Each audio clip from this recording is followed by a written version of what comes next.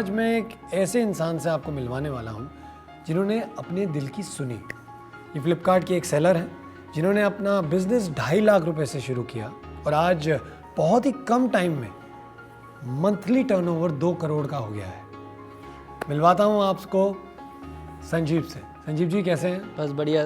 आप आज किसी के साथ आए हैं, इनका परिचय प्लीज़ हमें करवाएं। ये है mister Pankaj, he is relative cum business partner. Hello Pankaj ji, कैसे हैं? बहुत अच्छा हूँ सर। आप ये रिलेटिव मतलब क्या है, रिलेशन आपका क्या है? हमारा रिलेशन बेसिकली ये मेरे मामा लगेंगे। स्वागत है आप दोनों का, संजीव जी, पंकज जी। तो आपका बिजनेस किस चीज़ का है, क्या क्या बेचते हैं आप? हम अभी मल्टीपल कैटेगरीज में डील करते हैं। अच्छा। जैसे कि हो गया health and beauty category, mobility category, हाँ जी। मेंस अपैरल कैटेगरी, उसके बाद आपके डिओड्रेंट फ्रेग्रेंसेस वगैरह हो गए, इनके हो गए, सिक्योरिटी सॉफ्टवेयर्स हो गए, और एसेंशियल्स हो गए। फ्लिपकार्ट पे आप ज़्यादातर प्रॉफिट आपने बनाया है, तो ऐसा क्यों आप हमें बताना चाहेंगे? आज की डेट में मैं फ्लिपकार्ट, मेरा जो टोटल बिजनेस है उसका 80% ऑफ द बिजनेस फ्लिपकार्ट से आता है। फ्लिपकार्ट एक इक्वल अपॉर्चुनिटी प्रोवाइड करता है सारे सेलर्स को, चाहे वो सेलर्स छोटा हो या बड़ा हो। हमने जब प्रोडक्ट सेल करना चालू किया, फिर फ्लिपकार्ट ने एक अकाउंट मैनेजर हमें असाइन किया। तो उन्होंने डिफरेंट एस्पेक्ट हमें सजेस्ट किए कि आप ये कीजिए, प्राइस कम्पीट कीजिए, नए नए ब्रांड्स को ऑनबोर्ड कराइए जो डिमांड्स में होते हैं। तो हमने एज पर उनके सजेशंस हमने नए ब्रांड्स को ऐड किए, उनके सजेशंस पे हमने प्रोमोस पे पार्टिसिपेट करना चालू किया। फिर हमने मल्टीपल वेयरहाउसेस को एपीओ भी करवाया फ्लिपकार्ट्स के। फिर हमने स्टॉक सेंड करना शुरू किया उनके वेयरहाउसेस में, जिससे सेल काफ़ी ज़्यादा ग्रो करता है। जब आप और प्लेटफॉर्म्स से कंपेयर करते हैं तो क्या क्या डिफरेंसेस आपको इस माहौल में देखने को मिले?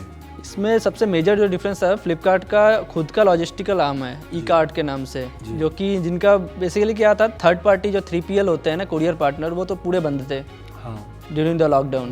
तो फ्लिपकार्ट के पास एक एडवांटेज था ई कार्ट का, जो कि वो अपने प्रोडक्ट को पिक करता था और डिलीवर करता था कस्टमर्स को।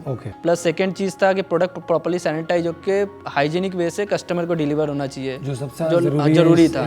तो जितना ज़्यादा मैन हैंडल होता प्रोडक्ट, उतना ज़्यादा रिस्क था। तो फ्लिपकार्ट का जो ई कार्ट था, वो उसकी पूरी जिम्मेदारी थी कि प्रोडक्ट सही से सैनिटाइज होकर सही तरीके से कस्टमर को डिलीवर्ड हो। फेस्टिवल सीजन आ रहा है, तो मैं जानना चाहता हूँ कि क्या क्या तैयारियाँ हो चुकी हैं फेस्टिवल सीजन के लिए? फेस्टिवल सीजन का जो ये 3 महीने का पीरियड है, इसमें फ्लिपकार्ट पे मेनली चार सेल्स होते हैं। अगर आप उसके लिए प्रिपेयर्ड नहीं हो तो आपके लिए वो प्रॉब्लम हो जाएगी। अगर आप प्रिपेयर्ड हो तो आपके लिए वो अपॉर्चुनिटी है कि आप 3 टाइम्स ज़्यादा बिजनेस कर सकते हो। तो मतलब ये जो 2 करोड़ है, ये सीधा ही मतलब ये तो 3 करोड़ तो होना ही है। ये छलांगे मारने वाला है। टारगेट एवरी ईयर फ्लिपकार्ट का जो बिग बिलियन डे सेल होता है, हर साल ये एक नया बेंचमार्क सेट करता है। और एवरी ईयर मैंने फॉलो किया है हर साल। एवरी ईयर फ्लिपकार्ट के बिग बिलियन डे सेल के बाद उनका रिकॉर्ड का एक बैनर चलता है। उन्होंने इतने प्रोडक्ट सेल किए, इतना GMV किया, इतना कस्टमर्स को सर्व किया, इतने TV बेचे, इतने वॉशिंग मशीन बेचे। और मैंने पिछले 5 सालों में कभी नहीं देखा कि वो ग्राफ नीचे गया हो। जब आप बिजनेस स्टार्ट करते हैं तो सबसे पहले हर किसी बिजनेसमैन को होता है कि जी मेरी एक दुकान होनी चाहिए, मेरा एक लोग आएँ, लोग देखें। तो वो कभी आपके दिमाग में नहीं आया? अभी तक तो सर आया नहीं, क्योंकि एक स्टोर से आप कितना सेल एक्सपेक्ट कर सकते हो? एक स्टोर अगर आपने खोला, कितना सेल आ सकता है मैक्सिमम? बहुत लिमिटेड सेल आ सकता है एक जगह से, एक लोकेशन से। लेकिन फ्लिपकार्ट एक ऐसी दुकान हमें प्रोवाइड करता है जहाँ पे हमारा एक्सपोजर ऑल ओवर इंडिया में है। मुझे कल को सपोजिडली फ्लिपकार्ट पर एक सेलर बनना है। बिल्कुल। और आप ही की कैटेगरी में सपोजिडली बनना है, डे टू डे जो हमारा सामान होता है। तो आप मुझे क्या 2-3 टिप्स देना चाहेंगे जो मुझे ध्यान में रखने हैं? सबसे बेसिक जो चीज़ होता है, never try to cheat customer को कभी भी चीट करने को। अब जो प्रोडक्ट आप सेल कर रहे हो ना, 100% ऑथेंटिक प्रोडक्ट सेल करो, बेस्ट क्वालिटी। प्राइस आपके हाथ में होता है, ऊपर नीचे आप कर सकते हो, लेकिन क्वालिटी में कोई कॉम्प्रोमाइज़ नहीं होता है। इसके अलावा आप जब किसी भी प्रोडक्ट को अपने हाथ में लेते हो तो जो सबसे फर्स्ट अपीलिंग फैक्टर होता है उसकी पैकेजिंग होती है। यूज़ तो आप उसको बाद में करने वाले हो। जैसे आपने एक फेयरनेस क्रीम खरीदा है, तो आप मॉल में या कहीं देखने जाते हो, इवन फ्लिपकार्ट की साइट पे आप पिक्चर जब देख रहे हो तो आपको ये नहीं पता कि लगाने के बाद आपके स्किन पे उसका क्या इफेक्ट आने वाला है। तो मोस्ट इम्पॉर्टेंट ये है कि आप जब प्रोडक्ट को लिस्ट कर रहे हो तो लिस्टिंग के टाइम आप उसकी पिक्चर क्वालिटी सही रखो, A+ कंटेंट के साथ 2-4 पिक्चर्स अगर पॉसिबल हो तो आप वीडियो भी डालो। उसके अलावा जो सारे एट्रीब्यूट्स हैं वो जेन्युइन और करेक्ट होने चाहिए। अब मैं आपको ना हमारे अगले जोन में लेके जाऊंगा। आपने रैपिड फायर देखे होंगे टीवी शोज़ में, बड़े सारे शोज़ में होते हैं ना रैपिड फायर। तो मैंने आप दोनों के लिए ना रैपिड फायर तैयार किया है। तो तैयार हो आप लोग? बिल्कुल। तो चलते हैं, चलिए आइए। तो ये है हमारा रैपिड फायर जोन, यहाँ है हमारा रैपिड फायर टाइम। हमने आप दोनों को बजर थमा दिया है। जो पहले बजर दबाएगा उसको मौका मिलेगा आंसर देने का। पहला सवाल, सेफ एंड स्लो या रिस्क एंड रिवॉर्ड? मामा जी ने दबाया है, मामा जी ने दबाया है। जी मामा जी। सो मेरा ये मानना है रिस्क एंड रिवार्ड। क्यों? फ्लिपकार्ट पे मुझे नहीं लगता बहुत ज़्यादा रिस्क लेने की ज़रूरत पड़ती है, तो ये एक सक्सेसफुल स्ट्रेटजी रही है हमारे लिए और आगे भी रहेगी, मेरा ये मानना है। क्या बात है। सेकंड सवाल, what is the future, mall या ऑनलाइन? अरे भांजे जी, ऑनलाइन। ऑनलाइन? यस। मामा जी ऑनलाइन। ऑनलाइन क्यों? ऑनलाइन इसलिए कि ऑनलाइन पे आप पूरे इंडिया के कस्टमर को कैटर कर पाते हो। मॉल्स क्या है, एक सिलेक्टेड जगह पे एक सिलेक्टेड एरिया के लोग ही आपके पास आ सकते हैं परचेज करने के लिए। और रैंडम नंबर जो आप देखना चाहेंगे अपना टर्नओवर फ्लिपकार्ट पे। आने वाले टाइम में जिस तरह ई कॉमर्स बिजनेस इवॉल्व हो रहा है, तो I think with in 5 years 50 crore का टर्नओवर अचीवेबल है महीने का? मंथली। यस। मेरे को गोद ले लेना फिर। मामा जी मैं इनसे थोड़ा और आगे जाना चाहूँगा। हाँ। मैं चाहूँगा 100 करोड़ पे जाएं हम। आप मत लेना, आप ले लेना मुझे को, ठीक है? वो 50 करोड़ इनको दे देना, बाकी आप और मैं बांट लेंगे। बिल्कुल। मोर प्रोडक्ट्स और specializing in one? More products. More products. मामा जी स्पेशलाइजिंग इन वन। क्यों स्पेशलाइजिंग इन वन? किसी भी प्रोडक्ट को सेल करने के लिए आपको उस प्रोडक्ट की क्वालिटी पे फोकस करना होता है।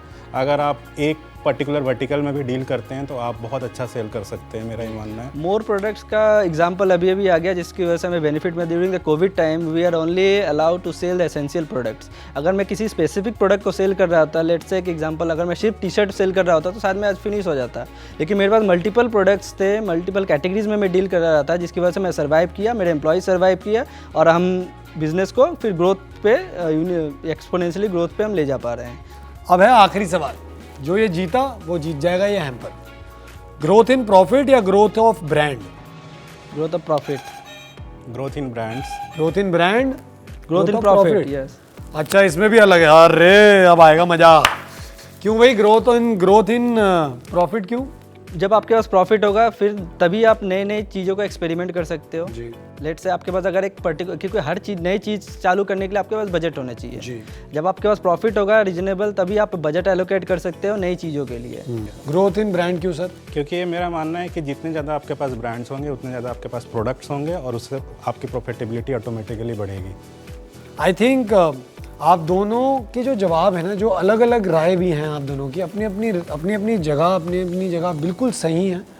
और इसलिए आई एम सॉरी, मैं थोड़ा पॉलिटिशियन मैं बनना चाहूँगा, इसलिए मैं ये गिफ्ट हैम्पर आप दोनों को देना चाहूँगा। ये हुआ आप दोनों का। Thank you so much. Please please please इसे घर जाइए, थोड़ा खाइए भाइए, अपने पे थोड़ा ध्यान रखिए। Thank you so much. हमारे जितनी भी जो जनता आपको देख रही है, आपसे सीखने को इतना कुछ मिला। मैं हमारे व्यूअर्स को भी बताना चाहूँगा कि अगर आप भी इनकी तरह एक सक्सेसफुल एंटरप्रेन्योर बनना चाहते हैं, अपना बिजनेस खोलना चाहते हैं, आपके सपने हैं, तो हमारा जो फ्लिपकार्ट है आपके सपनों को हकीकत में ज़रूर बदलेगा। बस आपको मेहनत की ज़रूरत है और जो सही दिशा है वो फ्लिपकार्ट आपको दिखा देगा। फ़िलहाल मैं आपसे लूँगा अलविदा। मिलेंगे अगले एपिसोड में एक नए सेलर के साथ, एक नई कहानी के साथ और बहुत सारे मनोरंजन के साथ। तब तक के लिए मैं करण भाई आपको बोलता हूँ thank you so much. Please safe रहिए, मास्क पहनिए और सोशल डिस्टेंसिंग का जो भी कारवां है वो जारी रखिए, क्योंकि वो जो सेफ़ एंड स्लो था ना, वो इसमें रिस्क लेने की कोई ज़रूरत नहीं है। रिस्क लेना है ना, वो फ्लिपकार्ट पे लो। ज़िंदगी में सेफ ही रहो। अलविदा, टेक केयर।